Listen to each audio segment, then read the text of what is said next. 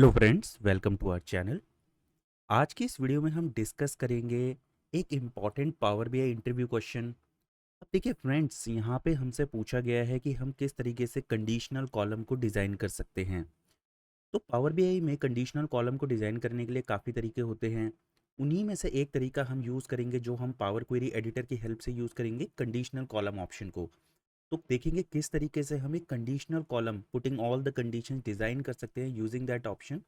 तो इसके बारे में आज बेसिक से डिटेल तक हम सारा कुछ जानेंगे।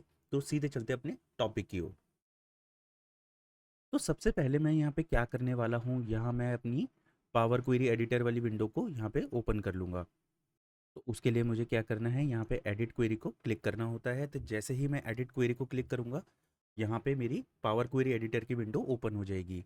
अब देखिए, जब आप न्यूली अपने डेटा सेट को इंपोर्ट करते हैं तब भी एडिट का ऑप्शन देता है, तब भी आप पावर क्वेरी एडिटर की हेल्प से अपने डेटा सेट को एडिट कर सकते हैं, बेसिक ईटीएल ट्रांसफॉर्मेशंस को अप्लाई कर सकते हैं। बट यहाँ पे मैंने क्या किया है, ऑलरेडी डेटा सेट को इंपोर्ट करके रखा हुआ था। तो मैं यहाँ एग्जिस्टिंग डेटा सेट के अंदर एक कंडीशनल कॉलम को डिज़ाइन करने वाला हूँ। तो जैसे मैं यहाँ आप लोगों को दिखाता हूँ, मेरे पास एक सेल्स फैक्ट करके एक टेबल ऑलरेडी प्रेजेंट थी। ये फैक्ट टेबल थी मेरी, जो मल्टीपल डायमेंशन टेबल्स के साथ अटैच्ड है।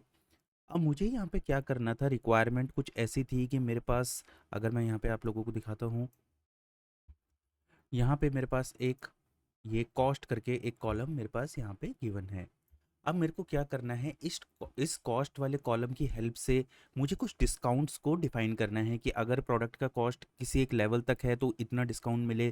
तो मल्टीपल लेवल्स पे मेरे को उस डिस्काउंट को मेंशन करना है on the basis of cost of that product. तो ये कॉस्ट कॉलम की हेल्प से मैं क्या करूँगा, एक कंडीशनल कॉलम को अपनी सेल्स फैक्ट टेबल में डिज़ाइन करने वाला हूँ। तो उसके लिए मैं क्या करूँगा, अभी एग्जिस्टिंग सेल्स फैक्ट टेबल को मैं टच नहीं करूँगा, मैं इसको डुप्लीकेट कर लूँगा। और आप लोगों को पता है डुप्लीकेट टेबल और रेफरेंस टेबल कैसे इनके बीच में डिफरेंस भी हमसे पूछ लेता है। तो अभी के लिए मैं क्या करने वाला हूँ, अपनी सेल्स फैक्ट टेबल को मैं डुप्लीकेट कर लूँगा और उसी के ऊपर सारे चेंजेस को या कंडीशनल कॉलम को डिज़ाइन करूँगा। तो मैं क्या करूँगा, ये मेरी सेल्स फैक्ट टेबल है, इसको मैं यहाँ क्लिक करके, यहाँ पे आप देख सकते हैं ये डुप्लीकेट ऑप्शन आप लोगों को दिख रहा है, इसको क्लिक कर देंगे तो यहाँ सेल्स फैक्ट 2 को करके आ जाएगी। सो क्योंकि हमने ये केवल एक डेमो पर्पस से बनाई है तो मैं इसको डेमो लिख देता हूँ यहाँ पे सेल्स फैक्ट को। एंड अब हम क्या करने वाले हैं, अब आप देखिए यहाँ पे मैं क्या करूँगा, ऐड कॉलम इस वाली टैब में जाऊँगा। एक बार आप लोगों को ये चीज़ दिखा देता हूँ मैं। तो मैं क्या करने वाला हूँ, यहाँ पे मैं अपनी ऐड कॉलम इस वाले टैब में जाके, ऐड कॉलम के अंदर जाके, और जो ये मेरा कंडीशनल कॉलम वाला ऑप्शन है इसको मैं यहाँ पे जाके सेलेक्ट कर लूँगा। तो ये जो कंडीशनल कॉलम है, इस ऑप्शन की हेल्प से हम क्या करने वाले हैं, एक न्यूली कंडीशनल कॉलम को डिज़ाइन करने वाले हैं। तो फ्रेंड्स, मैं इस बात को बहुत ही रीट्रेट और री एम्फेसाइज करना चाहता हूँ कि जो पावर क्वेरी एडिटर है बहुत ही स्ट्रॉन्ग हमारा एक टूल होता है जिसकी हेल्प से हम अपने डेटा के साथ प्ले कर सकते हैं। उसके अंदर कुछ कस्टमाइजेशंस करनी है, कॉलम्स ऐड करना है, रिफाइन करना है, टेक्स्ट रिलेटेड चेंजेस करने हैं, कुछ भी न्यू कॉलम्स को डिराइव करना है, रिप्लेस करना है, वैल्यूज़ को, एरोनियस वैल्यूज़ को रिमूव करना है। इस तरीके की जो एक्टिविटीज़ होती हैं डेटा को क्लींजिंग की, वो हम इजीली परफॉर्म कर सकते हैं अपने पावर क्वेरी एडिटर की हेल्प से। तो ऐसे ही एक न्यू कॉलम को ऐड करने के लिए, एक कंडीशनल कॉलम को ऐड करने के लिए मैं इस ऑप्शन का यहाँ यूज़ करने वाला हूँ। तो मैं यहाँ क्या करूँगा, यहाँ पे मैं कंडीशनल कॉलम को क्लिक कर दूंगा। तो जैसे ही हम कंडीशनल कॉलम को क्लिक करते हैं तो आपके पास कुछ इस तरीके की विंडो ओपन हो जाती है। यहाँ पे सबसे पहले मैं क्या करूँगा, अपने जो भी मेरा न्यू कॉलम होने वाला है उसका नेम प्रोवाइड करूँगा। तो वो हो जाएगा मेरा discount, let suppose discount underscore PERC, यानी डिस्काउंट परसेंटेज, कुछ ऐसा दे देंगे। अब आप लोगों को पता है मुझे कॉस्ट वाले जो कॉलम है मेरा, उसके ऊपर मुझे ये डिस्काउंट जो हमारा परसेंटेज है वो देने हैं। तो यहाँ मैं क्या करूँगा, cost is greater then, let suppose अगर कॉस्ट मेरी ग्रेटर देन है किससे, 500 से, अगर मेरी 500 से ग्रेटर है, या फिर हम इसे और कर लेते हैं, इसे 800 कर लेते हैं, तो हमारे को क्या करना है, हम दे देंगे 8% का डिस्काउंट। सिमिलरली यहाँ पे देखिए, अब आप यहाँ पे समझने वाली बात ये है कि जैसे ही मैंने ऐड क्लॉज किया, इफ़ के बाद यहाँ पे आप देख सकते हैं इफ़ के साथ एलसिफ ऑटोमेटिकली जैसे ही मैंने ऐड किया है एलसिफ यहाँ पे आ गया है। तो क्या हुआ है कि एलसिफ यानी अगर ये कंडीशन सेटिस्फाई नहीं, अगर 800 से ग्रेटर नहीं है, तो मैं क्या करूँगा, कॉस्ट अगर इसको ग्रेटर देन और इक्वल टू ही कर देते हैं, ग्रेटर देन और इक्वल टू। तो अगर 500 से ग्रेटर है कॉस्ट और 800 से लेस है, तो हमारा क्या हो, 0.05% यानी 5% हमारा डिस्काउंट मिल जाए। 0.05 हमने मेंशन कर दिया ताकि 5% डिस्काउंट मिल जाए। इसके अलावा एक और क्लॉज, फिर देखिए एलसिफ आ गया है, कॉस्ट कॉलम को सेलेक्ट करेंगे, is greater than equal to let suppose 200 कर देते हैं, तो हमारे को लेट सपोज 3% का डिस्काउंट देना है, तो हमने 0.03 रख दिया है। लास्ट देखिए, अगर मेरे को डिफ़ॉल्ट जो मेरा लास्ट है यानी 100 से 200 का बैंड है, अगर उसमें कुछ डिस्काउंट देना है उसके लिए मैंने 1% का डिस्काउंट देना है, लेट सपोज, तो 0.01 यहाँ मेंशन कर दूंगा। तो इस तरीके से मेरा कंडीशनल, किस तरीके से कंडीशंस के बेसिस पे हमारा एक न्यू कॉलम जनरेट होता है ये हम देख लेते हैं।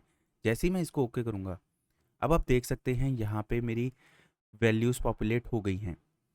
तो अगर मेरा कॉस्ट आप देख सकते हैं 503 था, यानी 500 से ज़्यादा था तो 0.05 आ गया है, 200 से ज़्यादा है तो 0.03 आ गया है, और 100 से अगर कम है तो देख सकते हैं आप, फिर को आप यहाँ पे 0.01 आ गया है। अगर मैं दोबारा से आप लोगों को दिखाता हूँ, तो यहाँ पे मैंने क्या किया था कि अगर 200 से ज़्यादा था तो 0.03, और इसके अलावा कुछ भी था 0 से लेकर 199 तक। 200 क्यों नहीं इंक्लूड करेंगे, क्योंकि 200 इक्वल टू हमने किया है, तो 0 से लेकर 199 तक का सारा कुछ 1% में आ जाएगा। तो वो सारी चीज़ें यहाँ पे आप देख सकते हैं। 35 अगर मेरा कॉस्ट है यहाँ पे, तो उसके लिए 1% आ गया है। सिमिलरली अगर कोई मैं ज़्यादा वैल्यू दिखाता हूँ आप लोगों को, ओके, यहाँ पे देख सकते हैं 800 से ऊपर वैल्यू है कॉस्ट की 812, तो मेरा 8% डिस्काउंट आ गया है। तो इस तरीके से आप अपना कॉलम को डिज़ाइन कर सकते हैं। इसका डेटा टाइप हम चेंज कर देंगे, और इसको हम क्या करते हैं, परसेंटेज भी दे सकते हैं।